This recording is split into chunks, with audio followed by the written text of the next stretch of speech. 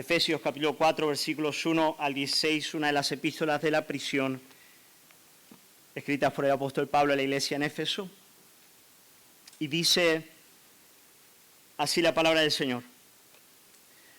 Yo pues preso en el Señor, es Pablo hablando, escribiendo, yo pues preso en el Señor, os ruego que andéis como es digno de la vocación con que fuisteis llamados, con toda humildad y mansedumbre, soportándoos con paciencia los unos a los otros en amor, solícitos en guardar la unidad del Espíritu en el vínculo de la paz, un cuerpo y un espíritu, como fuisteis también llamados en una misma esperanza de vuestra vocación, un Señor, una fe, un bautismo, un Dios y Padre de todos, el cual es sobre todos y por todos y en todos. Pero a cada uno de nosotros fue dada la gracia conforme a la medida del don de Cristo, por lo cual dice, subiendo a lo alto, llevó cautiva la cautividad y dio dones a los hombres.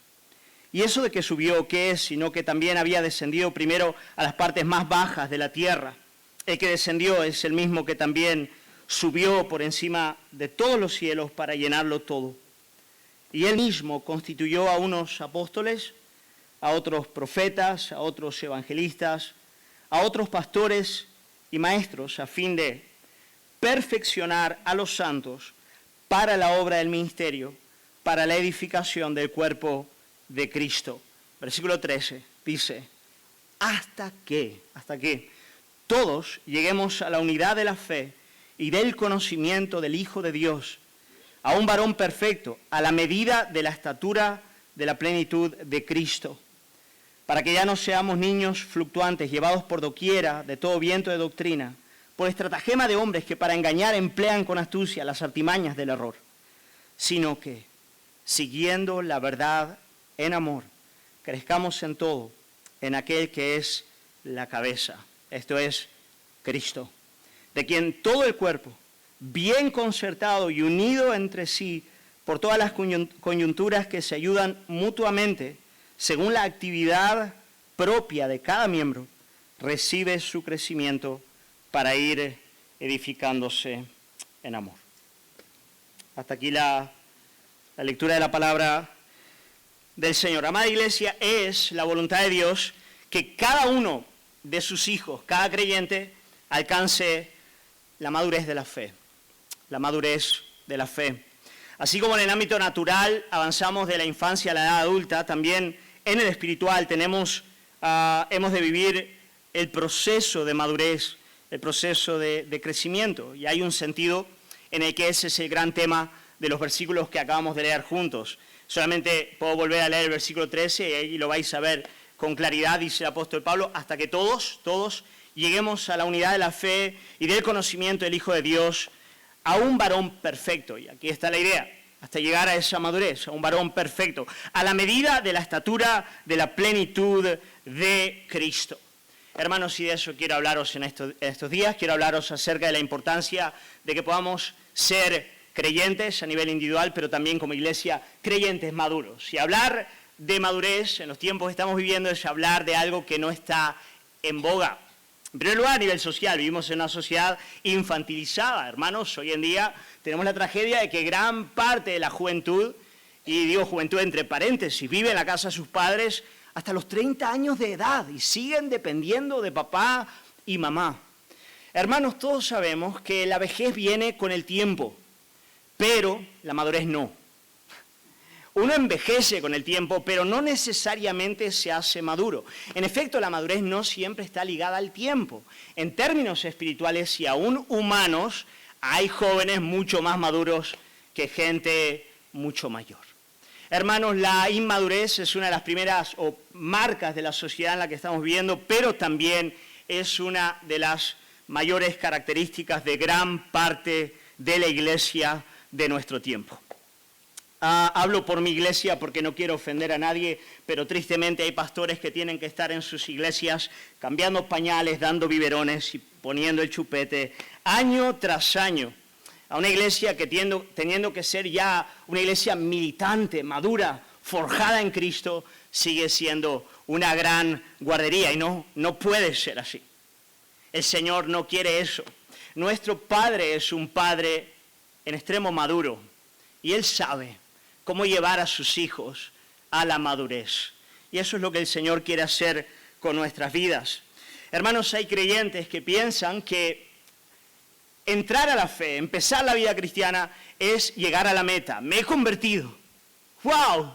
Gloria al Señor. No hay nada más que alcanzar. Cuando nada más está más lejos de la realidad que eso. El entrar a la fe es el principio de un camino de gloria en gloria, de transformación, de conocer a Dios y de ser transformados a la imagen de su Hijo día a día, hermanos, hasta el final. Y aún la eternidad vamos a ser perfectos en un sentido, pero seguiremos creciendo en la contemplación de la gloria del Santo Dios Trinidad. Pero también uno de los mayores peligros del creyente, y en eso sí yo creo que todos corremos el mismo peligro, es llegar a un momento en la vida cristiana que por alguna razón misteriosa que no logro explicar, tenemos la percepción o el sentimiento de que ya lo sabemos todo. Tal vez el desaliento, tal vez la edad, tal vez las experiencias dolorosas del camino nos hacen sentir de que no hay nada más por delante. Ya está, esto es lo que hay, ya sé de qué va la vida cristiana. Voy a leer mi Biblia, voy a orar, voy a ir el domingo a la iglesia, pero, ¿sabes? No hay una expectativa mayor. Es como si en ese momento dices, bueno, ya está, creo que conozco lo que tenía que conocer. Y cuando eso ocurre nos estancamos en el camino. Uno de mis héroes en la fe se llama el doctor Martin Lloyd-Jones, está allá con el Señor, pero le voy a dar un buen beso cuando llegue al cielo porque me hizo tanto bien este hermano. Y él dice en un sermón, hablando de este tema, dice, no conozco nada que sea más trágico que ver a creyentes que permanecen en el mismo lugar en el que comenzaron. Ellos creían que lo tenían todo al principio y así nunca crecieron espiritualmente. Permanecieron como niños todas sus vidas. No entendieron que debemos crecer en la gracia y en el conocimiento del Señor Jesucristo. Amados hermanos, el Señor quiere que tú y yo sigamos creciendo. Mi deseo es colaborar para despertar en algunos, por lo menos de vosotros, el deseo o el espíritu del apóstol Pablo. Cuando siendo ya, fíjate, habiendo ya tenido experiencias de haber subido al tercer cielo, siendo apóstol, alguien que conocía a Jesús de primera mano, redactó doctrina infalible, estaba preso por causa de Jesucristo y estando en la prisión de Roma, en otra de sus epístolas pastorales, en este caso Filipenses 3:12, Pablo tenía este sentir. Esto era lo que latía en el corazón de este hombre que ya era a todas luces un gigante. Él dice, no que lo haya alcanzado ya. Hermanos, a mí me gustaría que estas frases sonasen como aguas de mayo. Para mí son así. Para mí el decir, Señor, hay tanto más por delante, me da tanta alegría. No que lo haya alcanzado ya, ni que ya sea perfecto, sino que prosigo, para ver si logro hacer aquello para lo cual también fui asido por Cristo Jesús. Hermanos, sigue Pablo, yo mismo no pretendo haberlo alcanzado ya, pero una cosa hago. Mirad la firme, la férrea determinación del héroe en la fe. Tengo solo un propósito delante de mí, una meta, hacia allá avanzo. Una cosa hago, olvidando ciertamente lo que queda atrás, las derrotas, el llanto, el pecado, pero también las grandes victorias y conquistas. Dice Pablo, no me anclo en el pasado, olvidando lo que queda atrás y y extendiéndome lo que está adelante, dice, prosigo a la meta, al premio del supremo llamamiento de Dios en Cristo Jesús. Tan bella es esta imagen y este sentir de Pablo. Fijaos, hermanos, él, da igual la edad que tengamos, da igual cuánto hayamos crecido en el conocimiento de Jesucristo. Yo quiero animaros diciendo que apenas hemos tocado con el dedo gordo del pie derecho las primeras gotillas de un océano infinito en el conocimiento de Dios, en el carácter de Cristo, en la experiencia con su poder, en la transformación de su gracia. Hermanos, hay mucho más por delante. Esa es la promesa bíblica y el Señor quiere empujarnos en esa dirección. Pero para eso, para poder avanzar en esa dirección, tenemos que luchar contra lo que voy a llamar en este punto la infantilidad espiritual. La infantilidad espiritual. Versículo 14, Biblia abierta, podéis verlo ahí. El apóstol Pablo hace referencia a niños fluctuantes. ¿Veis la palabra ahí? Pablo habla de niños fluctuantes. Dice, para que ya no seamos niños fluctuantes. ¿Lo veis ahí? Esa palabrita fluctuante, ella es muy vívida y destaca el carácter propio de un niño. Un niño es, por naturaleza, fluctuante. La inmadurez es fluctuante. La idea es la de ser inconsistente. A mí la imagen que me viene a la mente es la de un barco que está en alta mar y es movido por las olas, movido por el viento, de modo que su vida es incapaz de ir en línea recta y alcanzar aquello para lo cual fue enviada. El barco sencillamente se va moviendo de manera fluctuante de un lado al otro. Un niño es fluctuante. Él es inconstante. Él no permanece en línea recta en aquello que Dios quiere para él. Vuelvo con Martin Lloyd-Jones. Él habla de 4 áreas en las cuales los niños son fluctuantes y aquellos que son papás en este lugar vais a estar de acuerdo conmigo en este asunto. La primera de ellas, un niño es fluctuante en sus emociones. En sus emociones. Es capaz de pasar del llanto a la risa en cuestión de segundos. De repente está llorando como si el mundo se hubiese terminado, tú sacas un chuche y lo ves sonriendo al segundo como si ya la vida hubiese regresado. Un niño es increíblemente fluctuante en sus emociones. Además, sus emociones o su estado de ánimo tienen una enorme trascendencia en su modo de proceder, en si va a hacer la cama o no, si va a actuar o no va a actuar, en lo que hace o deja de hacer. Esa es la razón por la que los padres sabios deben educar a sus hijos y no permitir que sus emociones sean las que tomen el timón de sus vidas. Un padre inmaduro se mueve y oscila con las emociones inmaduras de su hijo, pero un padre y una madre maduros, ellos saben que tienen que extraer estabilidad a sus hijos y que tienen que enseñarles a tomar el timón de sus emociones y no permitir que ellas gobiernen sobre su vida, porque eso es parte del proceso de madurez. Pero el cristiano inmaduro también está regido por su estado de ánimo, por sus emociones. Su comunión con Jesús, su obediencia, su servicio, están determinados por aquello que siente en un momento concreto, ¿no? Se despierta por la mañana y dice, quiero orar, y ora. No tengo ganas de orar, y no ora. Hoy me apetece ir a la reunión de oración, voy a la reunión de oración. Hoy es que, no sé, no tengo ánimo, estoy desanimado para ir, y te das cuenta de que deja de hacerlo. Hermanos, es interesante cómo a veces en otra área de nuestra vida jamás actuaríamos de ese modo, ¿no es cierto? Por ejemplo, para ir al trabajo, nunca diría, tengo ganas o no de ir al trabajo, pero cuando se trata de las cosas del Señor, parece que somos fluctuantes, somos inmaduros y nos movemos afectivamente y eso gobierna nuestro modo de proceder. Un niño es fluctuante en sus reacciones, lo vemos en su actitud corporal delante de todo lo que está viviendo. Para un niño todo es importante, todo es intenso.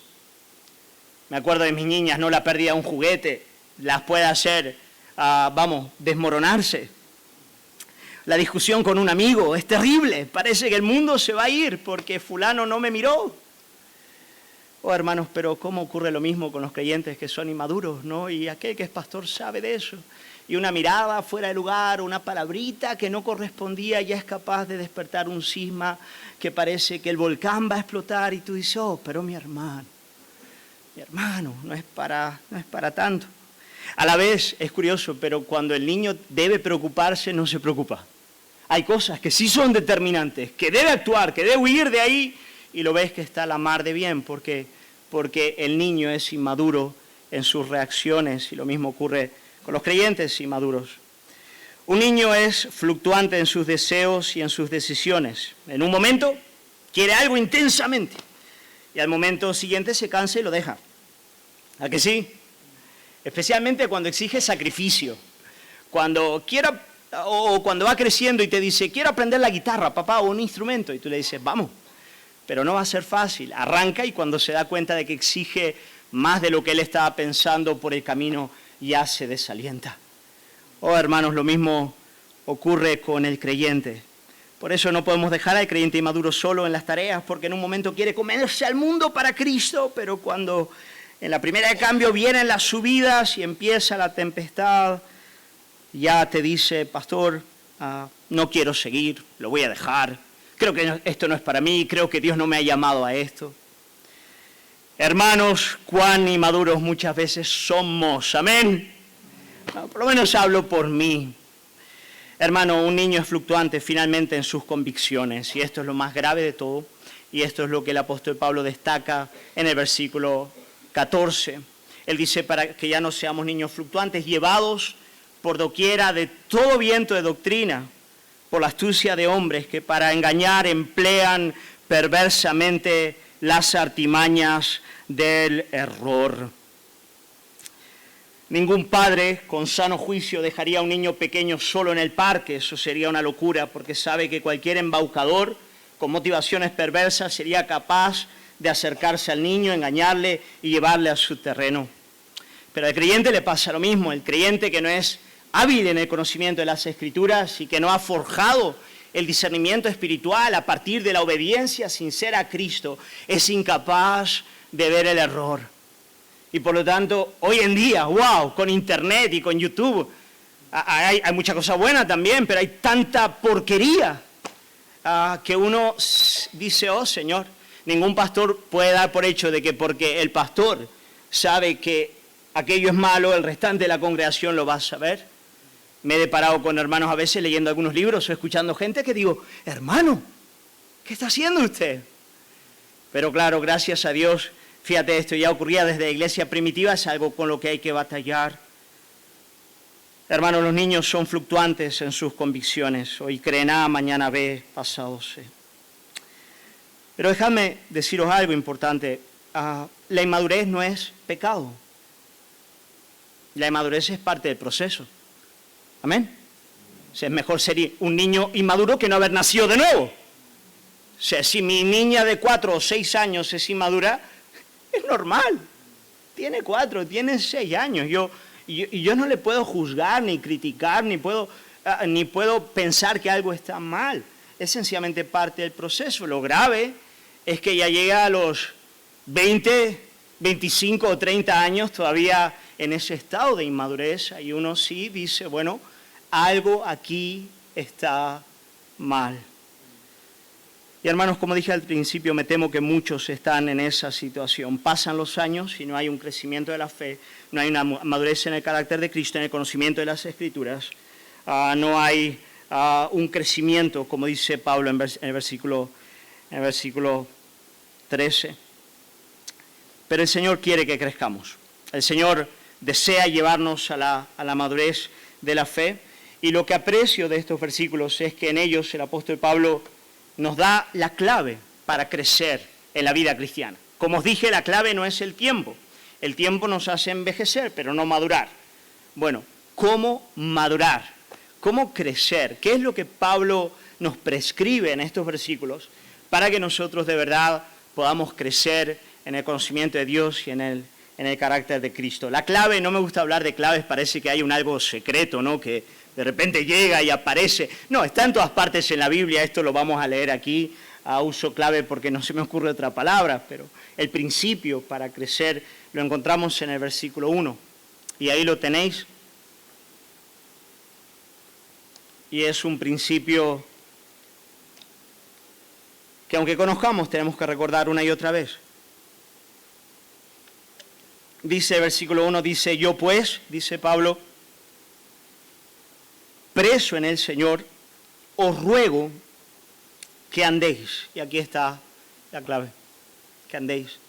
La palabra griega es peripateo, sencillamente significa caminar, pero la clave aquí es el seguimiento. Hay que seguir a alguien, hay que caminar con alguien. Dice, os ruego que andéis, ¿cómo? Como es digno de la vocación con que fuisteis llamados.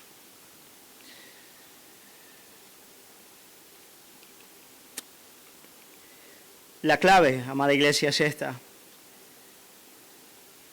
La clave consiste en saber que la vida cristiana no es solo recibir a Cristo, sino andar en conformidad a Cristo. Gloria al Señor. Sé que no es nada nuevo, pero es tan importante. Yo pues preso en el Señor os digo que andéis. Esa es la idea. Versículo 17. Fijaos, está el contraste. 17 dice esto pues digo y requiero en el Señor que ya no andéis como los otros gentiles, que andan en la vanidad de su mente. Por lo tanto, para la madurez cristiana hay un andar que es necesario, un andar que es acorde a la dignidad de nuestra vocación o de nuestro llamamiento, a la honra singular de nuestro llamado en Cristo Jesús. Tal vez una manera práctica o sencilla de explicar eso es que la madurez cristiana necesita de práctica. El recibimiento de Jesucristo debe ir acompañado del seguimiento de Jesús. Hemos de confesar la fe, pero también hemos de vivir conforme a esa fe que confesamos. Por eso el apóstol Pablo en esta epístola, en los primeros 3 capítulos, proclama la verdad del Evangelio y en los últimos 3 capítulos básicamente nos enseña a andar conforme a esa verdad. Y Pablo nos va a decir, es cuando andamos conforme a esta verdad, es cuando seguimos día a día a Jesús, es cuando vivimos en la práctica diaria de la obediencia cristiana en todas las esferas de nuestra vida, cuando vamos creciendo en Cristo. Eso es lo que Pablo nos va a decir. La madurez depende de la práctica. Yo creo que esto se aplica en verdad a todas las áreas de la vida, a un natural. Si tú quieres ser alguien maduro o alguien experiente en la repostería, está bien que te leas un montón de recetas de tartas, un montón, y que te las memorices y que diga, bien, así se hace una tarta. Pero claro, si tú de verdad quieres ser maduro y experiente como repostero, mi hermano, tienes que hacer cientos de tartas. Cientos de tartas, y tienes que volver a hacerla, y tienes que volver a hacerla, y tienes que volver a hacerla, hasta que con la práctica vas adquiriendo la madurez. Hermanos, lo mismo ocurre en la vida cristiana. Hay que andar, hay que caminar con Jesús. Voy a usar la palabrita griega solamente porque es chula, peripateo con Cristo. Peripateo con Cristo. Pistueo con Cristo, hay que creerle a Cristo, hay que tener fe, pero hay también que peripateo con Jesús a cada día, hay que caminar con Él.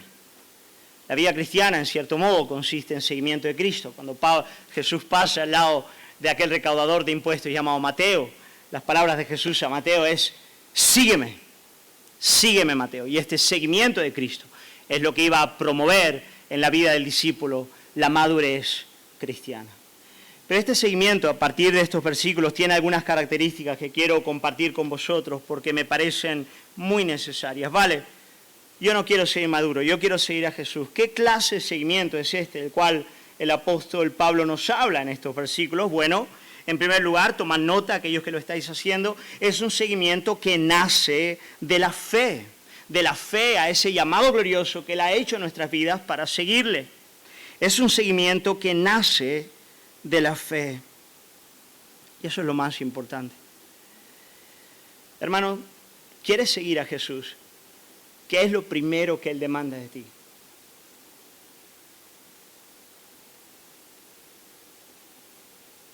Fe. Que le creas a Él. Que creas todo lo que el Padre te ha dicho en Él desde el punto de partida, desde el punto cero.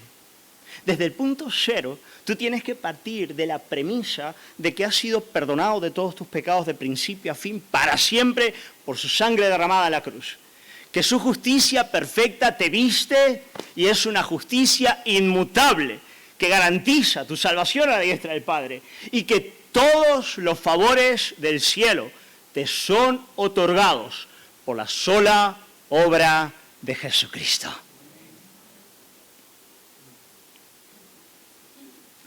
Cuando le preguntaron a Jesús cómo hacemos las obras del Padre, la obra del Padre, la obra que el Padre demanda es que le creáis, que creáis en aquel que Él ha enviado. Por lo tanto, no seguimos a Jesucristo para alcanzar el favor del Padre o porque nuestro seguimiento sea la obra determinante en nuestro crecimiento o madurez, no lo es. Seguimos a Jesús porque antes hemos sido alcanzados por Él, porque antes hemos sido conquistados por Él, porque podemos descansar completamente en Él antes de dar el primer paso. Este es un seguimiento que nace de la fe, del descanso, de saber, como dije antes, que hemos sido perdonados, justificados, amados, plenamente bendecidos de principio a fin por la sola obra de Jesús, cuando todos los días, el ingrediente más importante de la tarta del seguimiento es la fe. Y donde mengua la fe, mengua el crecimiento. Mengua el crecimiento. Mengua el seguimiento. Mengua la madurez. Por eso, antes de llamarnos a seguir a Jesús, en el versículo 1 del capítulo 4, Pablo ha estado machacando la verdad de que por gracia sois salvos, no por seguimiento. No por obediencia, no. Sois salvos por gracia.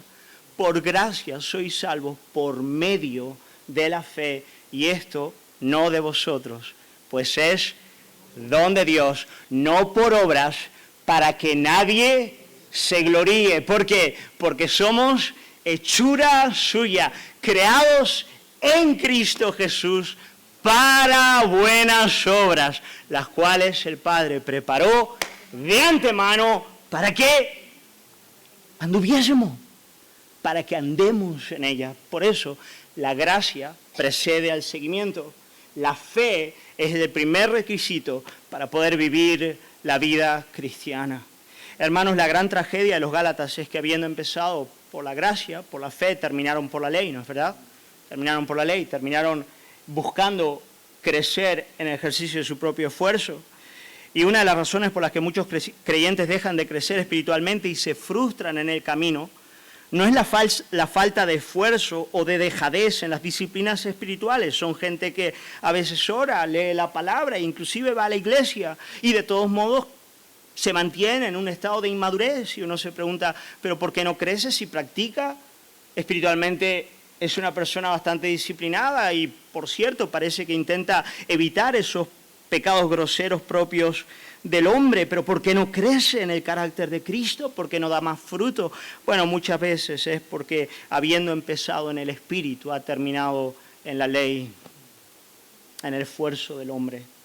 Por eso enfatizo una y otra vez que este seguimiento tiene que empezar con la fe, creyéndole a Jesús, día a día, confiando en que antes de dar el primer paso para obedecerle, ya soy perdonado, justificado y bendecido por mi bendito Dios y Padre.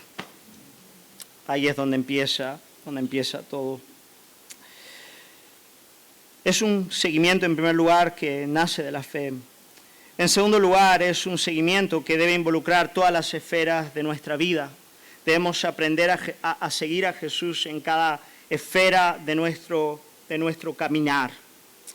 Cuando Jesús nos llama a seguirle, Él viene a ejercer su señorío en todas las dimensiones de nuestra vida, en nuestra mente, en nuestro corazón, en nuestros matrimonios, en la crianza de los hijos, en el trabajo, en el uso del dinero, en el ocio.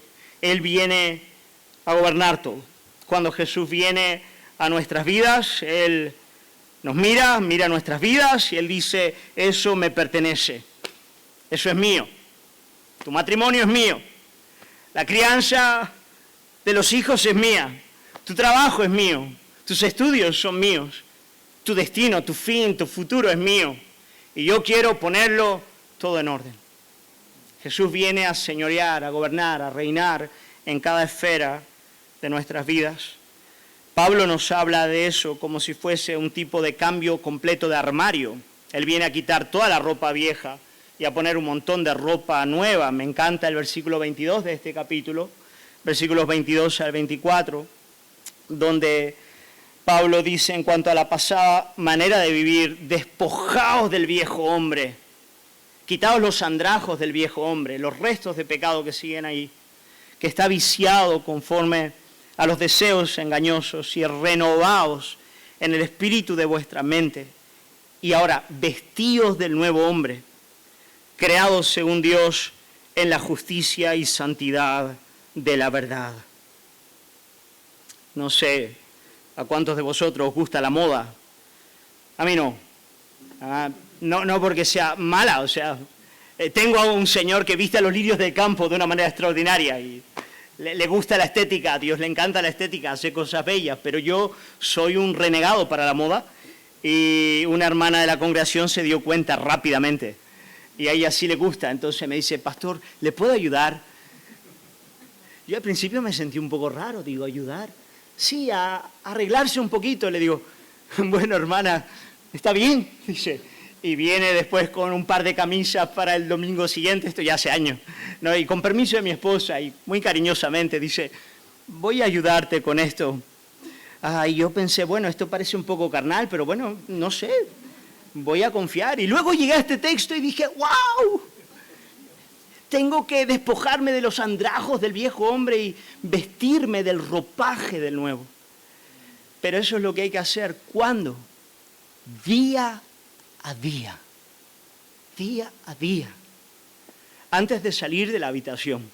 En el día a día, uno tiene que estar despojándose de los andrajos de la queja, del orgullo, de la envidia, de la pereza, del egoísmo, de la irritabilidad. ¿Y cuántos andrajos más del viejo hombre que portamos dentro? ¿Para qué? Para vestirse del nuevo hombre en todas las áreas de nuestras vidas.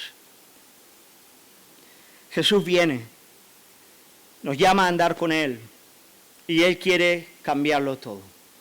Él quiere cambiar todas las esferas de nuestras vidas. Y muchos cristianos dejan de crecer porque hay determinadas áreas de sus vidas que han sido dejadas sin tocar. Es como si Jesús viniese a reformar el hogar, la casa, y hubiese habitaciones cerradas que tú dices, ahí Él no puede entrar. No quiero que entre ahí. Y por 10 años la habitación del matrimonio permanece cerrada. Hay otras que no, que están abiertas. Voy a la iglesia, leo la palabra, me esfuerzo en mi trabajo, intento ser. Pero claro, la puerta del matrimonio está cerrada.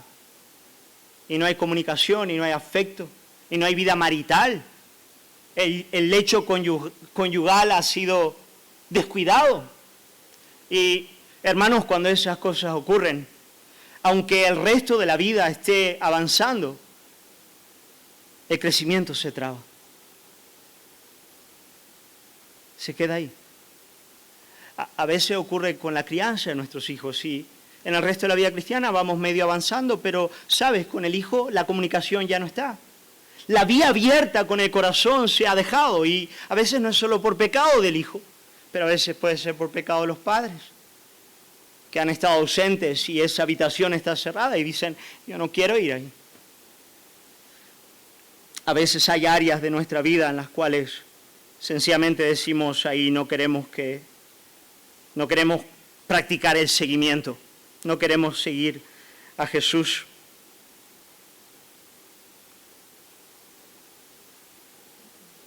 ¿Esto se está grabando? Vale, entonces no voy a dar el ejemplo que iba a dar. Os lo doy luego en off.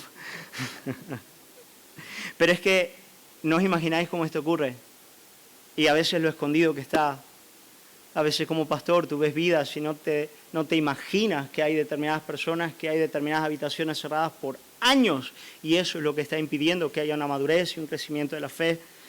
Pero el Señor dice, quítate los andrajos del viejo hombre en todas las áreas y dimensiones de tu vida, porque tienes que vestirte del ropaje santo, justo y verdadero del nuevo hombre que es Cristo Jesús. Y Cristo Jesús va a estar llamándote al seguimiento y al cambio de ropa en ese área, no en otras. Es ahí. Yo si conozco a mi Señor, y no lo conozco tanto como me gustaría, pero algo lo conozco, os aseguro que Él se queda en la puerta de esa habitación, esperando, llamando, golpeando, y más vale abrir rápido. Más vale abrir rápido. Es un seguimiento que nace de la fe, es un seguimiento que involucra todas las esferas de la vida cristiana. En tercer lugar, es un seguimiento que implica una medida de sufrimiento. Una medida de sufrimiento. Me encanta el versículo 1, como el apóstol Pablo dice, mira qué interesante, hasta ahora en la carta no ha hablado de estar preso, ¿vale? Estaba preso cuando escribe, pero hasta ahora, mientras proclamaba la gloria del Evangelio y lo que Dios el Padre nos ha dado en Cristo, Él no habla de sus prisiones. Pero ahora que nos va a llamar a andar al seguimiento, Él empieza, segunda mitad de la carta, diciendo, yo preso en el Señor, os ruego. Él destaca sus prisiones antes de llamar al seguimiento. Él destaca sus prisiones y ruega. Y es amoroso y es dócil, porque Él sabe que cuando llama a alguien al seguimiento, está llamando a alguien al sufrimiento, a abrazar una medida de quebranto, una medida de dolor. Y esto no es nada nuevo, esto no es algo que Pablo inventase. Jesús mismo ya nos enseñó que el que quiera ser su discípulo, su aprendiz, caminar con Él, debe negarse cada día, tomar su cruz, morir a sí mismo, tomar su cruz y seguirle. Pero seguir a Jesús no es fácil. Tener un conocimiento conceptual de Él, desde luego puede ser más sencillo, pero cuando tú tomas la firme determinación de seguirle en todas las áreas de tu vida para crecer y madurar, tienes que estar preparado para sufrir. Un mártir en la fe alemán del siglo pasado llamado Dietrich Bonhoeffer escribió un libro llamado El precio de la gracia. Siendo un joven, él murió 2 semanas antes de terminar la Segunda Guerra Mundial, murió en un campo de concentración nazi. Y él escribió lo siguiente, dice, la llamada de Cristo, la llamada de nuestra gloriosa vocación a seguirle, la llamada de Cristo sitúa al cristiano en el combate diario contra el pecado y el demonio. Cada día, con sus tentaciones de la carne y del mundo, vuelca sobre el cristiano nuevos sufrimientos de Jesucristo. Las heridas que son infligidas en esta lucha, las cicatrices que el cristiano conserva de ellas, son signos vivos de la comunión con Cristo en la cruz. ¡Wow! ¡Qué fuerte! ¡Qué fuerte! Pero es así. No hay como crecer sin caminar con Jesús en los sufrimientos que Él va ordenando en nuestras vidas. La dinámica de crecimiento de la vida cristiana es la dinámica de la cruz. La gloria siempre es el resultado de la muerte. Siempre que hay mayor gloria hay mayor muerte. Siempre que hay mayor crecimiento tienes que experimentar una mayor medida también de sufrimiento. Somos partícipes de ambas dinámicas. La dinámica de la muerte y la dinámica de la vida. Vienen dolores, vienen agonías, vienen angustias. ¿Por qué? Porque Dios está haciendo lo que Lutero llamaba su obra extraña. Es extraño que Dios actúe de ese modo, pero cuando Él viene a la vida de una persona, lo primero que Él hace es matar, es destruir, es romper, para después ¿qué? Edificar, restaurar y sanar. Por eso el seguimiento siempre tiene una medida de sufrimiento, que no es el fin del seguimiento, pero desde luego es parte de ese camino. Y en cuarto y último lugar, amada iglesia, amados hermanos, es un seguimiento que acontece en el cuerpo de Cristo. Y este es el énfasis de todos estos versículos. Es un seguimiento que acontece dentro de la iglesia, dentro de la comunión de los santos. Versículos 15 y 16, los vuelvo a leer. Dice, la palabra dice, sino que, siguiendo la verdad en amor, crezcamos en todo, en aquel que es la cabeza. Esto es Cristo. ¿De quién? Mirá qué interesante, todo el cuerpo, bien concertado y unido entre sí por las coyunturas que se ayudan mutuamente, según la actividad propia de cada miembro. Wow. Recibe, y este es un acto de gracia, recibe su crecimiento para ir edificándose en amor. Voy a decir algo muy contracultural y muy contra nuestro tiempo individualista, consumista y autocentrado. No podemos crecer solo. Ese va a ser el gran tema de los sermones que vienen por delante. No voy a entrar demasiado, es el tema de estos versículos principal. No voy a entrar hoy mucho en él porque quiero entrar mañana. Pero quiero decirte algo, y lo voy a repetir este fin de semana mucho porque quiero que se quede. Hay determinados aspectos de la gloria, de la belleza y del carácter de Dios que tú solamente vas a conocer en el reflejo de los ojos de tu hermano.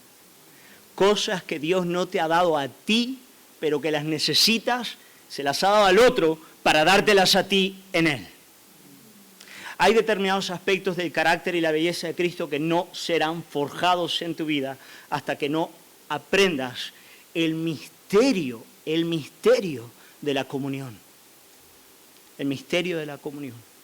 El misterio de lo que acontece cuando comemos del mismo pan y bebemos del mismo vino. Cuando confesamos que somos un cuerpo en Cristo.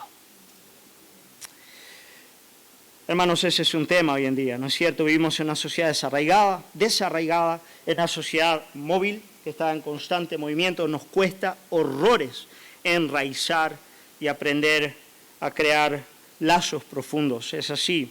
Hoy en día, además, podemos escuchar excelentes sermones por internet, participar de conferencias extraordinarias, leer libros y artículos robustos sobre las Escrituras, pero quiero deciros que nada de eso sustituye lo que solo el roce cercano con tu hermano en la fe, en la iglesia local, puede producir en el creyente. Os lo digo de verdad, y es una de las mayores necesidades de la iglesia en nuestro tiempo, aprender a rozarse de esa manera en amor y crecer. Como dije antes, el carácter de Cristo, el crecimiento en amor y el desarrollo de los dones que Dios nos ha dado solo acontece de un modo saludable dentro de la iglesia local, dentro del cuerpo de Cristo, en el seno de lo que estamos experimentando en este lugar. Solamente ahí ocurre. Y solamente ahí podemos alcanzar la madurez. Hermanos, no es fácil ser iglesia. Amén. No es fácil ser iglesia.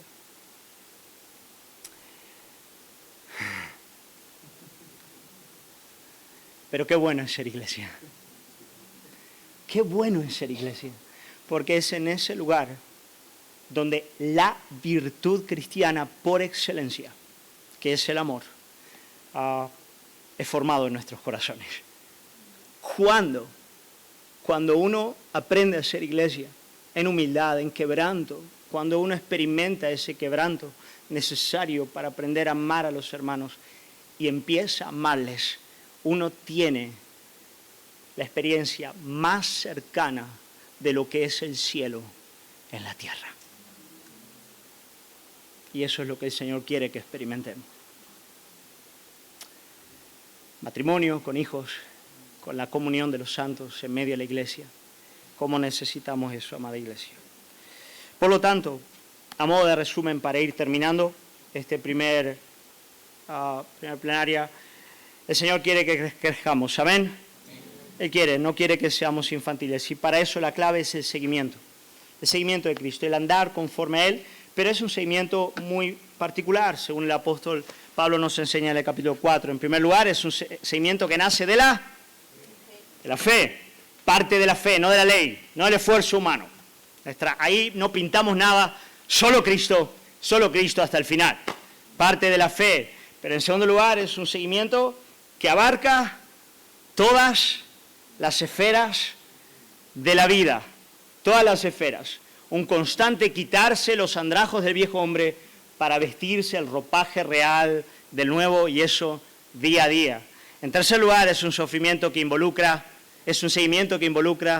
sufrimiento. Yo pues, preso en el Señor, os ruego. Y finalmente es un seguimiento que debe acontecer dentro de la iglesia local, dentro de la comunión de los santos, y ese va a ser el tema, si el Señor lo permite, que vamos a estar tratando el día de mañana por lo menos y posiblemente hasta el final. Yo quiero animarte a orar. Quiero animarte a cerrar tus ojos y a orar y a pedir de manera muy específica al Espíritu Santo, que es aquel en quien tenemos esa comunión bendita, en primer lugar con el Dios Trinidad, el Hijo y el Padre, pero también que nos une en amor los unos a los otros. Pedirle que sinceramente Él pueda ir volcando nuestros corazones en amor los unos a los otros. Que el Señor lo empiece a hacer, que Él nos dé la gracia de crecer en esa comunión fraternal, de paciencia, de humildad, de amor. Padre, queremos alabarte por tu palabra. Queremos agradecerte porque es a través de ella que tú haces tu obra en nuestras vidas. Que tu Espíritu obra en nosotros. Yo quiero, Señor, tú conoces el corazón de mi hermano. Tú conoces cómo han venido a este lugar, las necesidades profundas de su alma. Yo quiero pedirte, Señor, que tú con tu voz poderosa, pero también llena de gracia y amor, puedas irrumpir en sus corazones. Tal vez algunos que han abandonado la fe, el creerte, que están cansados y están buscando empezar, pero no logran saber cómo. Yo te pido que tú les des fe, dale fe para creer en tu perdón, en tu gracia, en tu bondad, en tu amor, fe para creer en todo lo que tú, Padre, nos has dado en el Hijo. Señor, tal vez hay hermanos en este lugar con puertas cerradas desde hace tiempo, cerradas de sus corazones, y no las quieren abrir, pero se pierden el crecimiento, se pierden el seguimiento. Hay andrajos del viejo hombre que se agarran y no quieren soltar. Yo quiero pedirte en el nombre de Jesús, en el poder de tu sangre, Señor, que tú des perdón donde hay rencor, que tú des humildad donde hay soberbia. Oh, Señor, que tú des gracia para amar, para perdonar, para restaurar relaciones, Señor, para acercarse con humildad, con la humildad de Cristo, Señor. Oh, Padre, yo quiero rogarte, Señor, que tú nos des la gracia de crecer como iglesia. Padre Santo, vivimos tiempos convulsos, Señor, tiempos donde necesitamos esa comunión de los santos. La necesitamos como aguas de mayo, Padre, la necesitamos y te la pedimos, Señor. Sabemos que es tu obra en nosotros. Por eso yo quiero pedirte, Señor, que en estos días tú, desde esta noche, al ir meditando en las cosas que ya hemos ido oyendo, tu Espíritu pueda ir obrando, Señor, en medio de tu iglesia. Te lo pedimos, Padre, en el precioso nombre de Jesús. Amén.